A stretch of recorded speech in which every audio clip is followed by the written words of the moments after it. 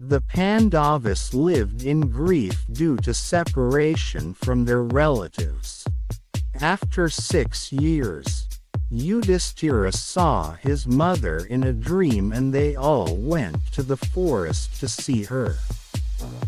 They took Vyasa, a sage and grandfather in the family, with them. Gandhari and Kunti told Vyasa they wanted to see their dead relatives. Vyasa advised them to dip into the Ganges, which they did, and when they came out they saw Karna, Duryodhana and all the others standing on the bank of the river. Even the blind king Dhritarashtra saw the vision. After the Pandavas returned to Hastinapura, 2 days later a forest fire killed Dhritarashtra, Kunti and Gandhari. Yudhishthira had become king after the Great War, but reigned for only a few years before the family crowned Pariksit, Arjuna's son, as king. The Pandavas and Draupadi left their material engagements to prepare for the end of life Mahaprasthana. They departed for the Himalayas mountains where heaven is, walking in a line with Yudhishthira first. Then the other brothers, Draupadi, and finally Yudhishthira's dog. As they climbed the mountains, first Draupadi died, then each of the brothers died. Until finally Yudhishthira reached the gates of heaven, followed only by the dog. Lord Indra was there to meet him. When Yudhishthira realized that his brothers and wife were dead, he didn't want to go into heaven alone. But Indra said the others were already there waiting for him. Thus Yudhishthira and the dog entered heaven with Lord Indra. Along with the curse of Gandhari, another curse befell Krishna's dynasty that contributed to its annihilation. Once some of Krishna's sons were playing around and they dressed Samba as a pregnant woman, and brought him before some visiting sages Visvamitra, Kanva and Narada Muni. In jest they asked the sages to predict what kind of child Samba would give birth to.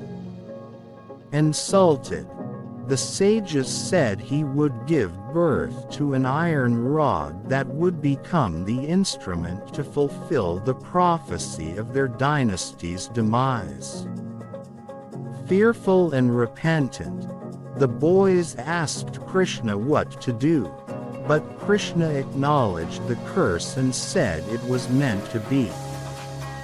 When Samba delivered an iron rod the next day, the Yadavas, Krishna's sons, filed it into powder and threw it into the sea. Krishna enforced a prohibition on liquor in Dwaraka, hoping to avoid what was destined to come. Still evil omens began. Rats multiplied and attacked humans in their sleep. Sheep howled like jackals. Asses were born from cows, and cats from mules. Krishna's Sudarshan Chakra weapon disappeared into the sky. Eventually the powder from the iron rod washed up on the shore and grew into arrow-like grass. The Yadavas became drunk and used the rods to kill each other. Even Krishna beat people out of anger. In this fratricidal war all the descendants of Krishna killed each other. Krishna sent his messenger Daruka to Hastinapura to inform Arjuna of the demise of the Yadava race. Then consoled the women in the palace. He told his wives that Arjuna would take care of them and left for the forest. Krishna's brother Balarama sat down under a tree and his life air came out of his mouth like a white serpent and entered the sea. Krishna roamed the forest for some time, then sat down to meditate. When a hunter named Hara came by, he mistook Krishna for a deer and shot an arrow into his foot.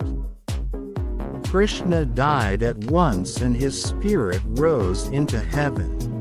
Arjuna cremated Krishna and several of his principal queens died in the funeral pyre after him. Arjuna left for Hastinapura with the remaining wives.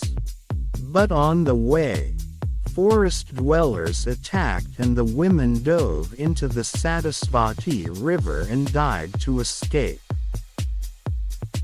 Philosophers and scholars of the time knew that the death of Krishna marked the beginning of Kali Yuga, the present age of degradation. Thus, to preserve this heritage and the stories of Krishna for future generations, they held a convention in the forest of Naimisharanya.